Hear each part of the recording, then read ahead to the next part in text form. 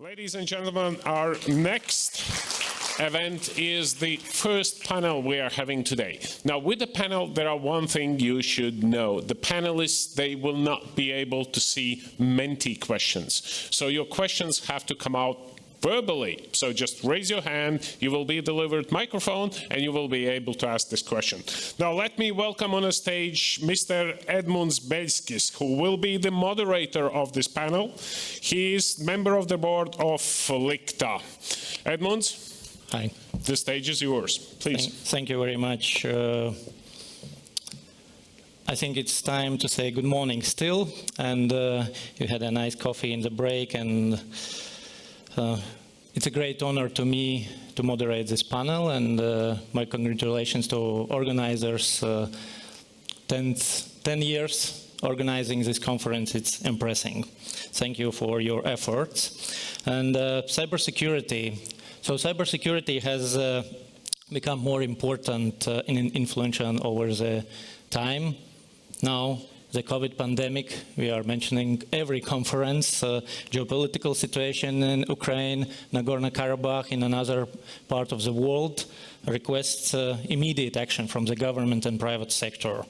So investments in infrastructure, personal competencies, as well implementation of new technologies, a set of actions and cooperation should strengthen cybersecurity resilience. So the main question of today's discussion is cooperation. That's why I'd like to ask to take a seat today's panelists. Roland Henning, please take your seat. Under Secretary of State, Policy Director of the Ministry of Defense. You can applaud. They are all important persons. Richard Browne, Director of Irish National Cybersecurity Centre, please. Ingmar Puķis, Vice President of largest mobile operator of Latvia, Latvijas mobilais telefons. Take your seat. Thanks. And Florian Penning, Director, Government Affairs of Microsoft Corporation. Please. Welcome. Hi. Yeah. Hi. How do you say? Thank Hey. We already met. Yeah. So, gentlemen, there has been much discussion about public and private partnership, including in the area of cybersecurity, but it's easy to speak about the partnership and the legal framework and how do we cooperate. It's much difficult to implement in real life. So, to start, I have a short quiz for you, and 1-2 minutes for the answer. Just to warm up, how do you evaluate public-private partnership in cybersecurity field? And just to give answer, do you believe in cooperation and why? Or it's just a modern trend and theoretical exercise? Please, starting with you. Thanks, and thanks for inviting Microsoft to the panel. It's a great honor, and so far a great conference. Yes, of course, we believe in public-private partnerships and corporations. And if you say, like in 30 seconds, this is both relevant at operational level, and the CERT people, the CERT people need to work with each other, public-private. It's important at a tactical level, cooperation models like ISACs, incredibly relevant. And at the strategic level, where you've got an esteemed panel here as well, where at the strategic level, we go through the challenges that we see, and also to start thinking about where do we put resources and where do we prioritize. Mm-hmm. Okay, thank you. Mr. Puķis? Good morning. Yes, we do. Yes, we do. And what we have seen so far, probably the highest importance for public-private partnership is in the areas where it's unclear what to do. It's very easy to use procurement procedures and all the stuff when you know what you're actually doing and what you are buying, but in ever-changing situation, both in both in cybersecurity and innovations, the scene is changing so rapidly. So normally the government is unable to define what has to be done, and normally the technological expertise on the industry side is much higher. So there has to be some sort of cooperation, and the public-private partnership probably is the way how to frame this cooperation in uncertainty. Probably uncertainty is the key area where public-private partnership has to be applied, and we clearly living in a time when there's a lot of uncertainty. Thank you. Mr. Browne? Thank you. I mean, given the confounding nature of cybersecurity as a policy field, given its dispersed, variegated, slightly anarchic nature in terms of the development of the global internet, as we've already heard, I mean, and the risk asymmetry between those who own infrastructure and those who rely on it, public-private partnership is an absolute given and a necessity, and our experience has been massively positive in terms of the value it adds to all of us in terms of how we go about securing networks and securing services. But, of course, there's also a role for governments, I say this as a public servant, in regulating, in steering, in holding to account where things don't work. And that happens at a national level, but critically it also happens at a European level. And the value of the European Union in framing some of these discussions via things like NIS 1 and 2, CRA, and other Cybersecurity Act type functions has been really critical as well. Okay, good. Mr. Henning? Yeah, good morning. Thanks for having us here.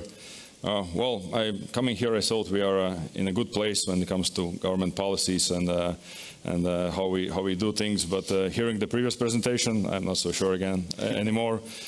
Quite worrying future landscape. But anyway, I think in the government and representing the government, we would love to do everything ourselves and control everything. But again, back to the threat picture, I think we simply can't do it alone, and nobody can. Maybe North Korea can, I don't know, from the government point of view. So we have to involve all the resources we can from state and from private domains. And I think in terms of defense, and coming from Ministry of Defense, this comprehensive defense concept is something we are pushing forward, not only in conventional military domain, but as well in cyber. So answer is, of course, yes. Okay, Mr. Putis challenged that government can't define requirements and the framework of cooperation, and you are agreeing partially, but you know, the budgets of defense sector is increasing. Why can't you just request additional money, invest in infrastructure, buy the best experts, and assure this cybersecurity in the governmental IT infrastructure?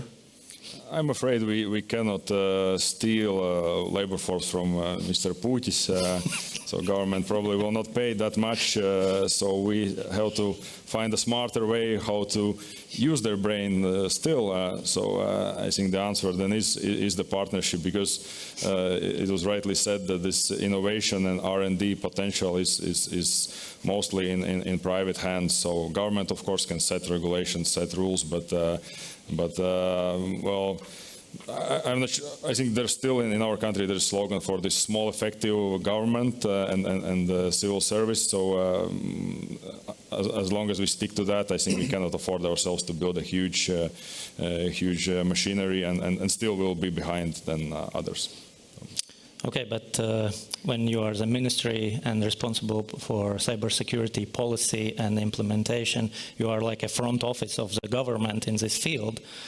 How do you cooperate with the governmental organizations, agencies, defining those targets, criteria, needed resources, and how you manage collect this information before you go to the private sector and start the discussion of cooperation? Yeah, well, Ministry of Defense is in lead for cyber security, cyber defense for what, a decade or so. So we are this front office of the government. You're right, and I think we do our best. We try to be this policy setting actor, and I think we do that through both policy papers and regulatory means, and through organizations. And we have, I think it's well-written paper, cybersecurity strategy, the new one from 23 to 26. I think that already sets out what is the environment, what are our instruments of power, and how we should, what we want to achieve all together. And not to leave it only for the policy, we are as well working on implementation plan. So there are concrete tasks, responsible agencies set out so that we exactly cover all those areas what we want to achieve. And cybersecurity clearly says it's the defense, deterrence, and development of our capacities, capabilities. It's where we're going. And then we use as well institutions or agencies or let's say the same IT security board, which is governmental agencies forum, but as well private sector can be and is invited to those and participates in meetings. And we are the latest trend is that we are developing this community of competence, let's say, among experts, where it's among government and private sector as well. So policy papers, regulations, documents, EU is very handy, of course, with these directives, which already sets the standards, and we have to, well, let's say, implement them nationally. So there is, I believe, we are in a good place. There is a framework how we coordinate agencies and agree on aims we want to achieve. Okay. Thank you very much. Let's move to Ireland. Mr. Browne, you became and was appointed the director 2 years ago. Congratulations, of the National Cybersecurity Center of Ireland. Yes, I know it. But you have been working for the agency since 2014 as an employee and know the organization from inside. So what was your plans and strategy facilitating this public-private partnership and cooperation with industry? Yeah, that's a really good question. I think we were probably slightly lucky in that we were a couple of years later than lots of other member states in the European Union. So we got to see what others has done. And we also had a fairly good opportunity to assess exactly where our industry was and where our sectors were. What we did, and it's explicit in the 2015 National Cybersecurity Strategy, and even more detailed in the 2019 strategy, was work on a spiral development basis. So we started off trying to understand how to frame conversations with critical infrastructure and across government just on protection. Over time, we expanded that role into areas of development, into staffing, into training, and then beyond that, we expanded into questions like, into other sectors. So we went outwards, laterally, and deeper as time went on. So we got to a point now where we have formal structures across government, various different critical infrastructure sectors, including telecoms and digital, that allows us to do very meaningful, very deep training, information sharing, and also, and this is really critical, enables information sharing and engagement across sectors. It's not just government to business, it's business to business and government to government. Okay. And this is one of the key learnings for us in all of this process, that in cybersecurity, we're all embedded in different organizations. We all have different priorities. We all have different organizational goals. In many cases, we won't even be aware of other parties fighting the same battles we are. Our role as a National Cybersecurity Centre, in many cases, has been to convene, to literally get people into the same room and then step back.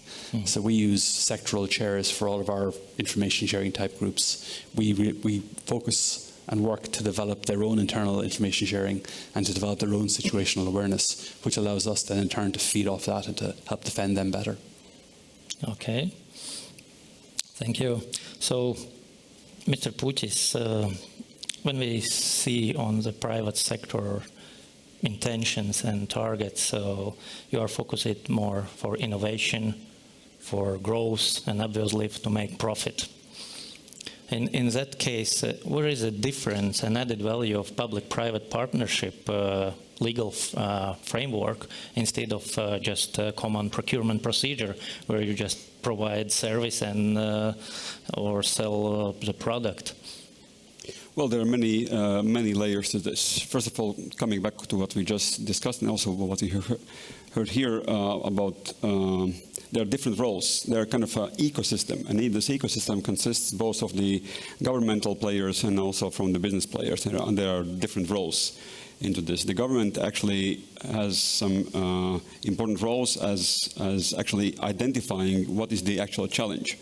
because not all the time the business has this level of scope of what is going on in the, I don't know, in the particular country or in the particular region.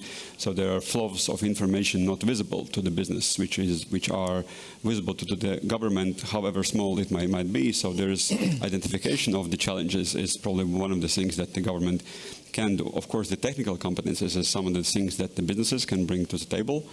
And probably the interesting part, where there is probably not one kind of silver bullet we've seen, is how to define what has to be done. It's probably the ultimate question of all the innovation processes. So everybody is very nice and smart when you know what is the objective. Then there are all the MBA trainings and iterative processes, and whatever you like, waterfalls and agiles and yada yada yada. So, but the interesting part is, and very depressive and chaotic part is, how do you define what has to be done? So we've seen many examples. Some of those examples involve actually realization that not only humans can be volunteers, also the legal entities can volunteer. And so not everything is about the profit, particularly if you are a large company, so you have a large footprint in this particular economy. You have to be conscious, and probably even from a rational perspective, the safety of the country and economy is in your self-preservation interest. So what we've seen is that there have been some engagements in some projects where the legal entities and businesses, they participate on a pro bono basis, trying to help to define, because there's this very tricky part where how the government can distribute funds and actually pay for something. It's not really clear. So there's the other part where this is some other examples where the government and businesses are trying to move away from this pro bono, because you as a business, you can be pro bono just some small fraction of your time, right? So you have to find these ways how to legally exchange, so to speak, money, and not being blamed as being just a thief. So these are R&D sides of the world. So, and our relationships with the government, so where this public-private partnership role is actually to venture into these areas where it's unclear what has to be done. So there might be shared costs of this research, what has to be done, and most importantly, information exchange on what is the actual challenge. Okay, so the shareholders can take a look on your ability work for pro bono. For how long can you work for that? Well, all the shareholders these days, they like to signal each other how sustainable they are. So this is a good way to signal, right? When we speak about public-private partnership, we are thinking about trust and mutual understanding of this project and end result. Mr. Penning, from the perspective of Microsoft Corporation point of view, when you're entering as a private-public partnership frameworks, what are you thinking about, and how do you assure this mutual trust from both sides, not only from the corporation side, but also from the government side? It's an excellent question. I think it starts off talking at the right level, because that's the first thing. If you have a manager of a CERT or a CERT talking to a policy or strategic director, they will probably have some overlap, but there will be some disconnect there as well. So that's to be super mindful of. And that's difficult sometimes for companies like ourselves, right? Because we're large, we have people around the globe, it's a 24/7 enterprise. So you need to find that right person, but we are lucky that we're staffed well, so we really focus on that and make sure that when government calls, we show up. So that's the first one. Really make sure you're accessible and available. Then have an open mindset about regulation, and that's something I really want to emphasize here, because often I also hear in the portrayal of that we're always, not always, but we're often pushing back against regulation. No, we need cybersecurity regulation, because that forces governments to have their mandate to hire people, to invest, to make sure they're open for collaboration. Incredibly important. So that open mindset is super important. Then as Microsoft itself, I really proud ourselves on the culture that we have a customer obsession, which you can also translate as a partner obsession. We want to understand what's your problem. And how can we address that? Be it technological, be it on skills. We had multiple discussions over the last couple of years of we don't have enough people. What's the real challenge here? And as I work within the EU framework, it's very important to emphasize that harmonization. And that's where we can use Brussels and, by extension, regulatory approaches. And then the last one, I would really say, is share. Share, share, and share. Okay. We sit on the fence that we see a lot. We're often first defenders. Our 10,000 experts that work 24/7 on cybersecurity operation, they see attacks coming at them first. And I think the presentation before, we also heard that. That gives us a responsibility to our customers, which often are government as well. We need to share. So I think in the coming week or so, we'll see the Microsoft Digital Defense Report coming out, where we go into depth on nation-state-sponsored attacks. And the last thing I want to say about this, and that's where I really see, and I hope that other industries will follow us there, and I can see it's happening, is the level of accountability and being transparent about who are those nation-state-sponsored attacks has changed massively. If you look at 10 years ago, and I have a background in the intelligence service, we didn't talk about that in public, not even as an intelligence service. And now you've got reports coming out from companies like Microsoft and others. Others are doing great work there too, that are really feeling comfortable to start identifying that. And that's sharing. And it means that on the other side, governments need to be ready to have that conversation with us. And if they're not, of course, we need to sit down. How can we make that happen and enable it? Okay, thank you. It was my pleasure several years ago to visit Redmond, Cyber Defense Operation Center of Microsoft. It was really impressive. And at that time, there was information that the Microsoft Corporation invest about $1 billion for cybersecurity activities. Yeah. Does the sum is increasing now? Actually, it's 20 billion over the course of 5 years. So when you were there, we kicked that off. Saying like we invest in that, and that's the commitment we make to civil society, 20 billion. And again, it's some kind of investment in building trust. Yeah, partly technology, services, trust, all these things go together, and that means that we need to have those government conversations, because even though we are often first defenders, we are not. We don't have the mandate of law enforcement or intelligence services. So that's where we really need to cooperate with each other. Okay, great. Mr. Browne, can you share experience from Ireland about some successful stories about this private-public partnership? Which organizations or which field that showed really good results? Okay, I will, but I'm going to cheat and talk about something else really quickly first. My colleague mentioned the ecosystem approach to cybersecurity. I think, first of all, it's a really critical point. Yeah. But secondly, the ecosystem is global. The ecosystem, to use the word again, is variegated. We all buy from and share from global vendors for products, for goods, but particularly for services. And with the advances in cloud and in things like generative AI, the nature of the interdependence is growing, not diminishing. I think a really key part of cybersecurity policy and a really key part of our work in cybersecurity more generally is the international engagement piece. Keeping a very close eye on global developments and keeping cybersecurity as a key part of your foreign policy. Both in industrial terms and in geopolitical terms. We can't extract one from the other at this point in our life cycle. This is where we are, and the previous presenter implicitly made this point very well. If you look at how we're going to have to address these global challenges in cybersecurity, it will only really work if we cooperate on a global level. Keep in mind that there are actors, of course, in that global environment who don't want it to work, which is something we'll also have to keep in mind. So the ongoing work at the UN level and things like the Open-Ended Working Group, the ongoing work at the European level in terms of certification and EU-US engagement is really, really important. And of course, engaging with companies like Microsoft through their really valuable formal programs like the Government Security Program is a really useful way of doing that. To answer your question specifically then, we've evolved a system we call CORES. So this is Coordination and Response Groups. And these CORES, we started with a government core. Very imaginatively, we called it GovCore, which is about 4 years old now, and it worked initially to develop a standard for public sector ICT security, again based on the NIST cybersecurity framework, which I'm sure most people will be familiar with. that organization has evolved over time. We're on our third independent chair of the organization now, and has really served to drive not just awareness of cybersecurity practices and policies within public service in Ireland, but has also served to inform us as to where the risks really are. So in other words, we have a recursive link from our formal engagement processes back into national policy.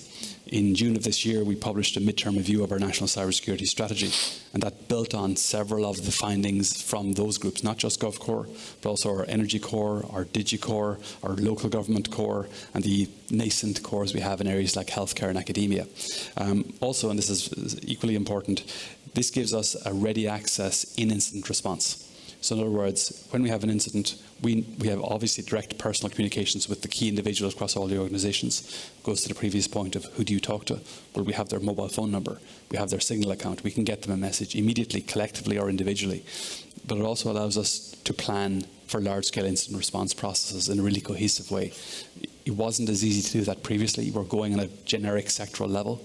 Now we talk to the CISO in every organisation. Okay, great, thank you. Mr. Henning, you mentioned the comprehensive state defense concept, and can you elaborate more detail how this concept and following legislative proposals and laws and different other legal acts support to build this resilience in cybersecurity field? Yeah, it's a broader concept, of course, and it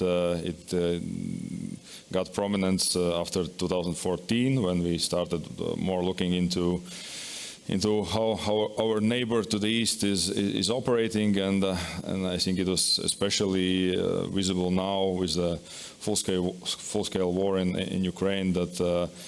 There's only a small portion of the country which actually fights with arms, like 3% or something.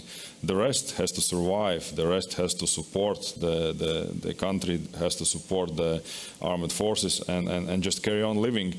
And that's why this idea of comprehensive defense goes outside the Ministry of Defense, but we from Ministry of Defense been let's say the most probably vocal advocates of that in all domains, not only cyber, and the idea of that, and we are now in the middle of reviewing our defense policy, so to say, white paper.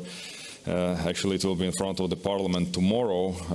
The Parliament will vote for our next four-year policy paper. So the whole idea of defense of the country is based on this method of comprehensive defense, and elements of that or some features of that is the notion which we wanna somehow flood into our minds of our people, is that it should many things should come bottom up from own initiative, from private level, from community level, that we have to somehow break this somewhere still existing legacy of Soviet times. Then you are expecting that the government or someone will tell you what exactly to do. So you should have your own ideas, your own initiative, which we will praise to come up what you can do on yourself or with the group of friends. So this self-organizing kind of thing. And the other idea in this policy paper is across all the domains is again allowing people to or giving some examples or some guidance on these roles and expectations on all those levels. So not only the government, so paper doesn't say that government will do this and that, but it talks about, again, individual level, community level, then municipalities, enterprises, and then as the last resort, the government. So everybody should have a role, everybody should have an interest in defending the country or helping to carry on the critical services or continuity of services and the government. And same is true for for cyber. The big policy paper doesn't speak too much about the cyber, because we have separate cyber strategy which goes more into details. But I think this idea about whole government approach goes through all the things we do. Because again, well, you mentioned 1 billion or 20 billion. The whole defense budget of Latvia, annual budget, is $1 billion. So, well, yeah, that answers to the first question, how much government can do. There are lots of levels and tiers and things we wanna engage, but it is really a two-way street. It's not only the government giving the guidance or telling or giving funding to some initiatives or paying for services.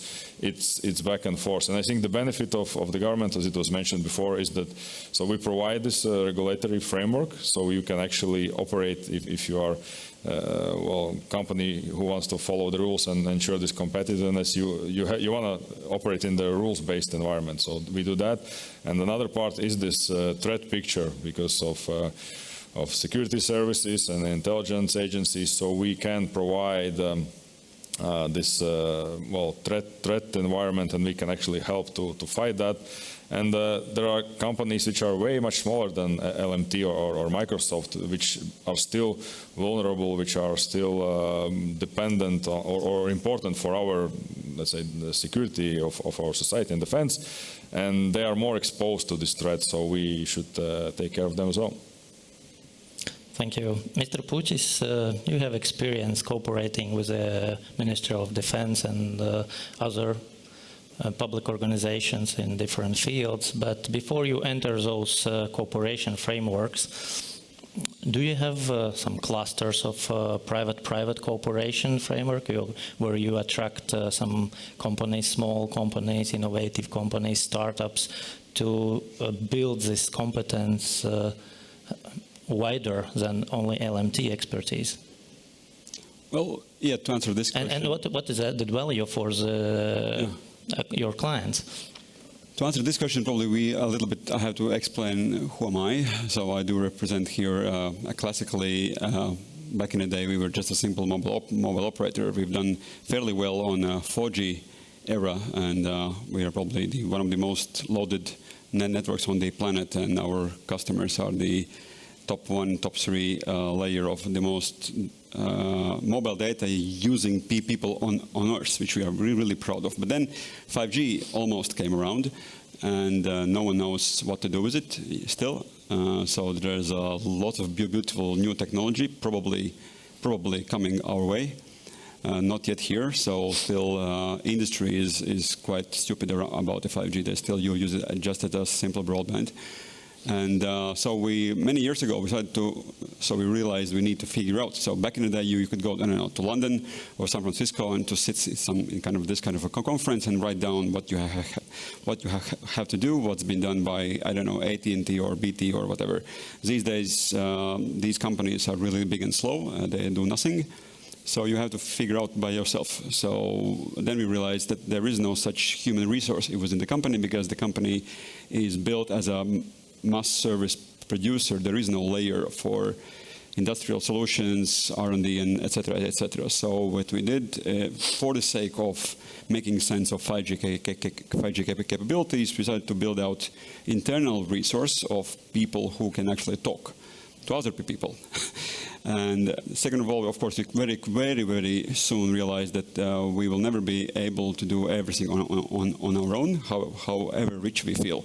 So we tried to build out the ecosystem of cooperation between the, I don't know, classically universities, startups, the government, and this all goes down. We are trying to identify not so much as entities, but more like bright people, because it all boils down to people with initiative. It doesn't matter. I mean, there are no two ministries that are the same. There are different brands of ministries, different ministry cultures. Like I can clearly say that Ministry of Defense is clearly in the mood of getting things done.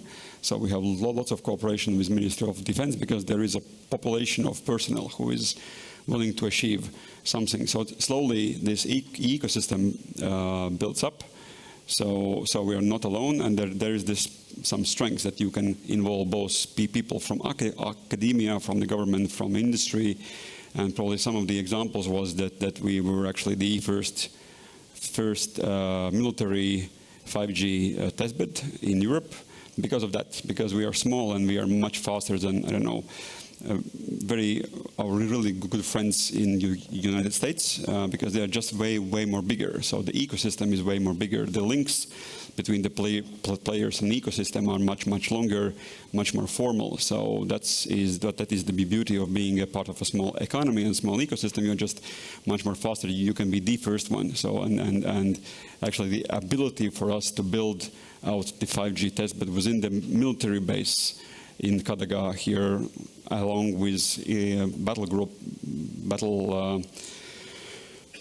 formations of 12 countries now, and this has been great advantage and has given us the possibility to actually build out the future services for cyber, particularly in the future mobile solutions.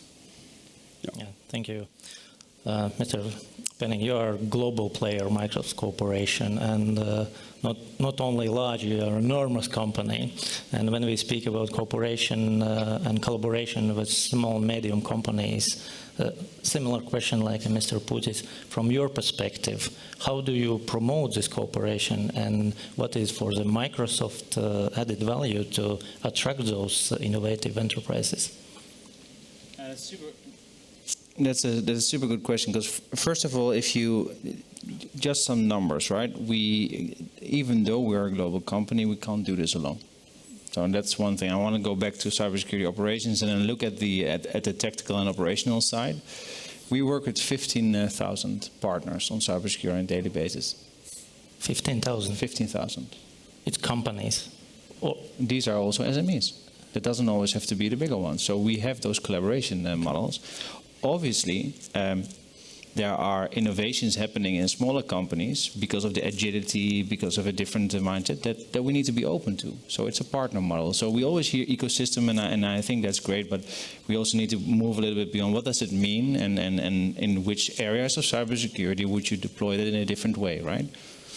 So that's the first thing. And if you look, for example, there was, and it's also a very vulnerable group, huh?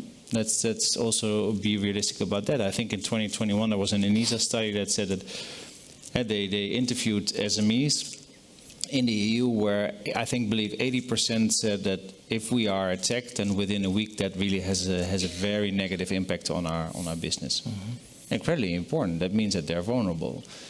Obviously, being a hyperscaler responsible for much of the cloud security solutions out there, or at least trying to advocate for them, our first go-to comment would be, go on cloud. Cloud enjoys you to make the best use of security solutions around the clock. And I think that Dion also mentioned the amount of attacks that are happening. That's in there. So that's the defensive side. On the cooperative side, again, coming back to what I said before, the innovation that lies within SMEs is incredibly important. Then looking at the EU landscape, I do have some comments saying like, okay, great that we look at regulation for this at the Cybersecurity Competence Center. I think that one of the experts is coming to give a presentation later in the afternoon. Mm-hmm. It's a great model, but we would also like to see a little bit more coming out of that to make sure, hey, we can connect to those relevant discussions and see, hey, where is that resource going into? And it's not only about euros all the time. Mm-hmm. It's also about efforts of people, getting the right people together, discussing the right elements. And even though we're a global player, we're also divided in different topics and subject matter experts that we can connect to those discussions.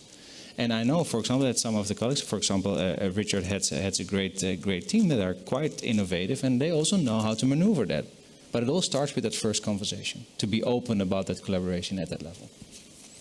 Great. So you know a lot about Richard. What he's saying. You were last week in another conference in the panel. So good. Then Richard, we like to measure everything. And what is your opinion? How to measure effectiveness of this cooperation from the government position? Do you have any KPIs or measures, or just a nice smile from the cooperation partner is enough? Measurement in cybersecurity from a governmental perspective is extremely difficult. I mean, we all end up, to some extent, focusing on input metrics and trying to arrange some kind of arcane, synthetic outcome metrics as a means of justifying our investment. And we all do it. It's an absolute given. I think for us, one of the key metrics that we always try and track is engagement metrics. So how often, how much, how deep, how valuable the engagement is. But even then, that is a synthetic arbiter. It is, to an extent, arbitrary. We also track the utility of, how much the information we provided is used. So some of that can be done on the network. Okay, we've issued a guidance on addressing a particular vulnerability. It's now plus 3 days. How many of the vulnerabilities have been closed nationally? And that allows us then to go back and to reiterate and to pick which messages we push. That's a reactive type of index, but it's very important because it's an index of our own effectiveness as well. So we do all of those things in a fairly dynamic way. We're also looking in the next phase of our development at further metrics for cooperation, aiming not just on the strictly cyber element, but also on disinformation, to try and ensure that we're actually dealing with the types of public lines, type of public arguments that are made by others, that we can counteract and deal with those before they occur. But it is an extremely complex area, and if anybody has any better ideas, I'd love to hear them. Okay, thank you. Mr. Henninch, we were discussing about the small and medium companies in cybersecurity field, but there is a lot of smart individuals in cybersecurity field. Do you have a system? Can you tell about how do you attract them for the cybersecurity defense teams, and as individuals and pro bono, they work to facilitate and strengthen the cybersecurity environment in Latvia? Yeah, we put an advertisement out and invite them to join Ministry of Defense or Cyber Defense Unit. I think it's not an easy task to organize those who really want to help because, of course, the security agencies need to be involved in what exactly you can do or cannot. But I think in general, if you talk about the personnel or about the cadre for this cybersecurity, then I think all of us, we are competing for the same people, and the number is not that big.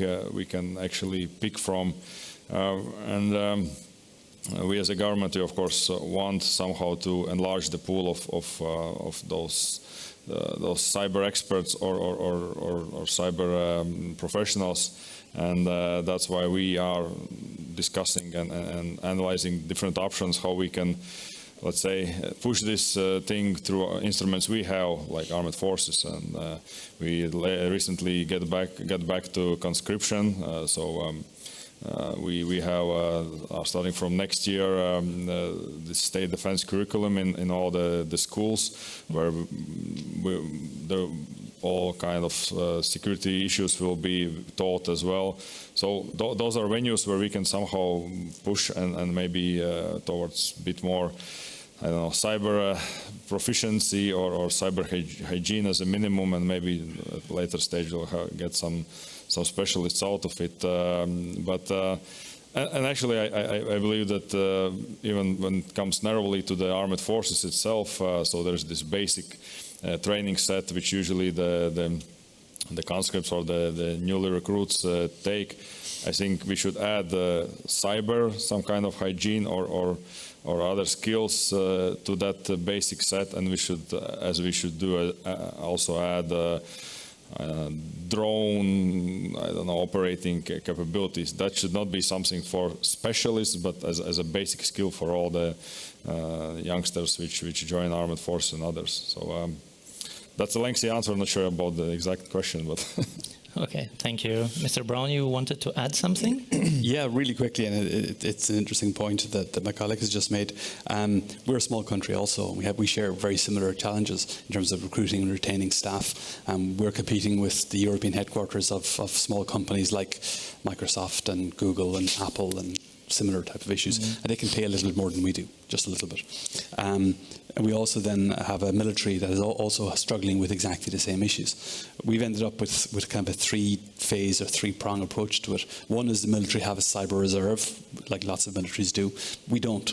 And we've chosen deliberately not to do that because we found over the years that engaging with companies per se rather than individuals is a much more productive way of doing business, particularly in the national security space, where it's very difficult to vet individuals and bring them inside the curtain on national security issues. But what you can do is engage selectively on a contractual basis, not commercially, but contractual, with companies. So you can share information, you can share intelligence in some limited cases, and you can lean on their analytical capability, their own contacts, their own international contacts in some cases, to build your capacity during an incident. So for example, and this will be widely known, we had a major incident in our healthcare sector May of 2021. One of the very helpful elements of our response process was we could turn to colleagues in industry and say, right, what exactly do you know about this process or this group or this entity? And they could give us very contemporary, very live information as to what was happening, where they'd been, what tools were used, that allowed us to check and recheck what we were doing and assess our own effectiveness and assess where the future was going to be for the next 6 to 12 hours, which in an incident is really important. Okay. So we have some 10, maximum 15 minutes with additional questions, and I would like to ask some questions at the end of our discussion about the legal framework and necessary improvements. And Mr. Penning, I can imagine that you can comment Article 11. What does it mean and what it's saying about? We discussed in the previous session, and you work in Brussels. It's your permanent working city, and you move between corridors in the Brussels, and you hear a new initiative. Can you elaborate on the new initiative, and can you explain a little more in details Article 11? This is the, I assume, the Cyber Resilience Act, Article 11, yes, that's right. that the colleague from Central. Okay, no, with pleasure. And I move very transparently in the discussions that we have all over. So that's I want to make that clear. Now, this is a provision in the Cyber Resilience Act that has two requirements. One is as a manufacturer. The manufacturer is demanded to report on incidents regarding products that are on the digital single market, on the European market. So if there's something wrong, that's a good thing. I think that reporting in general is something that we definitely support if it makes sense. It has a clear objective and it allows for actions to happen. So when we report to an authority needs to be able to act. It's also part of public-private cooperation in that sense, something that we support. Our challenge, and that of many industry players regarding Article 11, is the first provision, Article 11.1, and that is about reporting of active exploited vulnerabilities without a patch. Okay. Very close to being 0 days, where we disagree with that approach from the fact that, on the one hand, if you would implement a system like that, you would start sharing over open lines, because there are no secure lines, the original proposal by the European Commission. That, I must say, by the way, made a great Cyber Resilience Act proposal. The proposal is good, we support it. It's this article where we have some issues. Over open lines, you're required to provide that information towards ENISA. So imagine that you're sitting in ENISA, you're the EU Cybersecurity Agency in Athens, right? You're receiving that information. That piles up to a database. Who has interest in that information? Well, I think that many here know that there are certain players that would love to get that information. Then the second question is, what would you be able to do with that information? Are you able to patch that? Are you able to provide a mitigation plan? Or are you able to receive that information and start sharing it?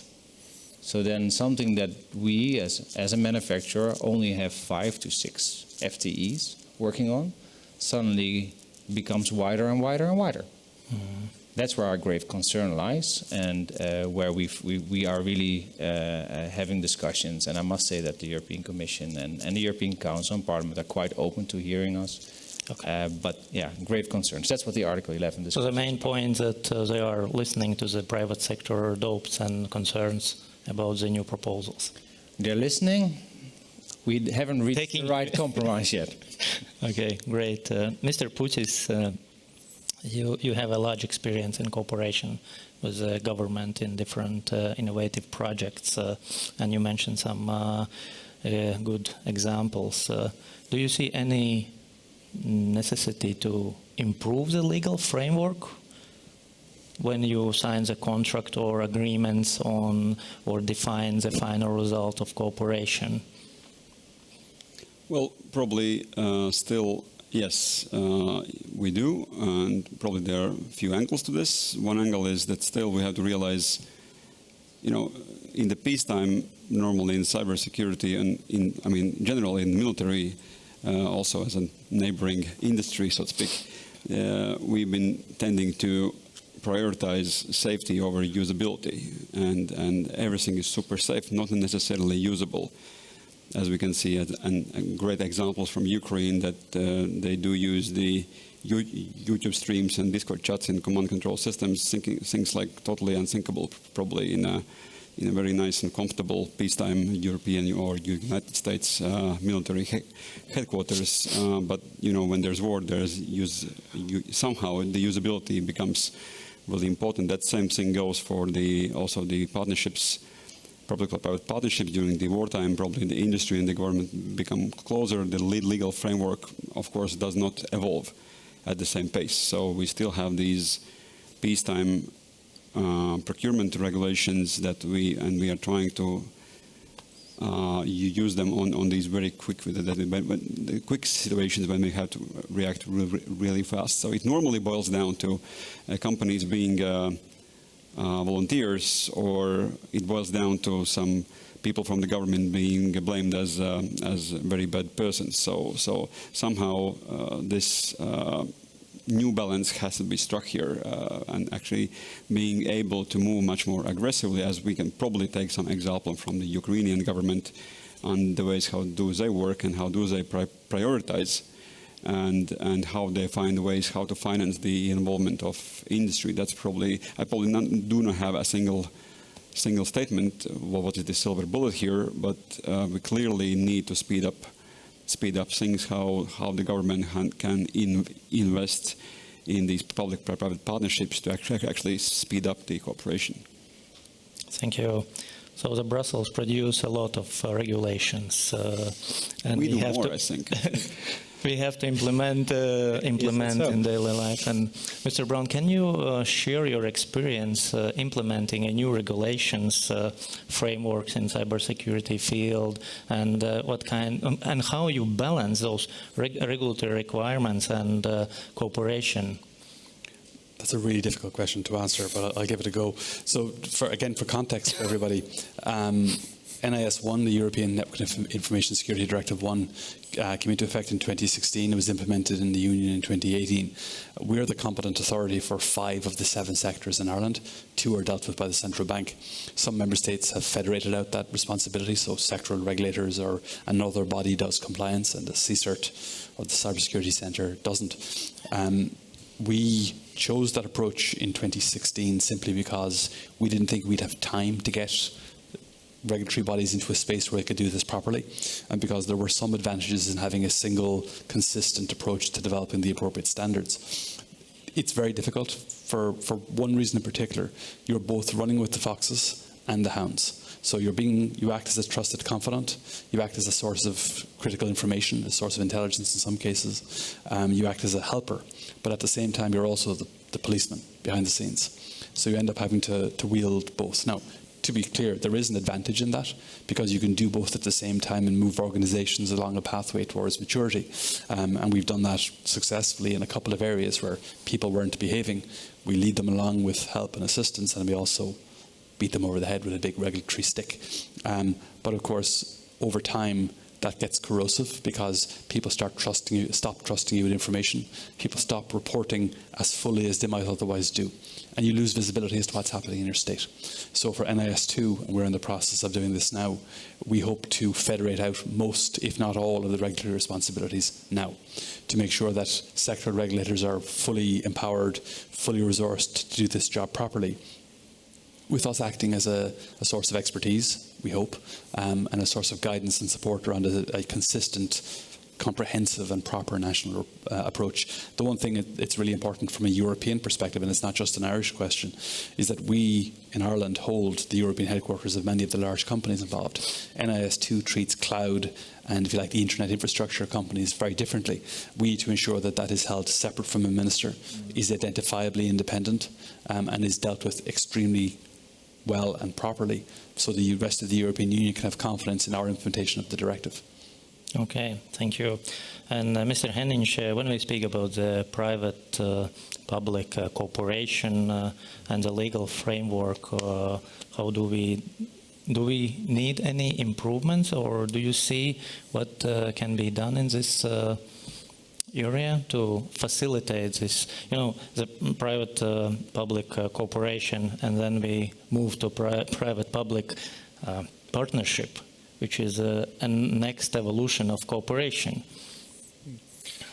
Well, legislation and regulation is what we do, but I think we don't do that in isolation, as it was said before. So I think we have shown willingness, and we are ready to engage with private sector to find the right balance, because we have to marry two things. We have to marry these, let's say, security regulations, and what EU is let's say pushing across all the union and our security interests with the practical implementation possibilities of that. And I think we are indeed open and ready to do that. And Ukraine was mentioned. I think it's really a good opportunity now for all of us to learn how to strike the right balance through those strict regulations and applicability of all the rules. And I've been myself in Ukraine. I have seen how they operate with gadgets and IT systems. Well, in times of crisis, you have a bit different logic and different needs, and then this essence of what you need to do takes precedence over how secure that actually is, or how safe that is. So I can say that we are constantly working on improving all the legislation frameworks and the law, and we are happy to engage in discussion with private partners. Great, thank you very much. I can see the red light on the screen. That means that we have more 5 minutes for questions from audience. Please, there is a mic. Raise your hand. Again. We made ourselves very clear. There's a question. Yes, there is a question. Please state who you are and to whom is a question. Is this working? Yeah, great. Hi, I'm Dan Pilkington. I'm from the UK government. You touched a lot on approaches to sharing situational awareness at the national level, and also a bit at the EU level. And there's obviously NATO as well. And obviously NATO and the EU offer all of the benefits of doing things at a large and institutional scale, but also the challenges of working at a large and institutional scale.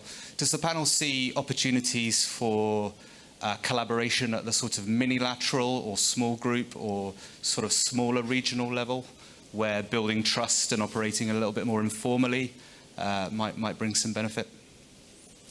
Who would like to answer? Well, Yeah, I'll dive in straight away, given that we share a land border with the UK.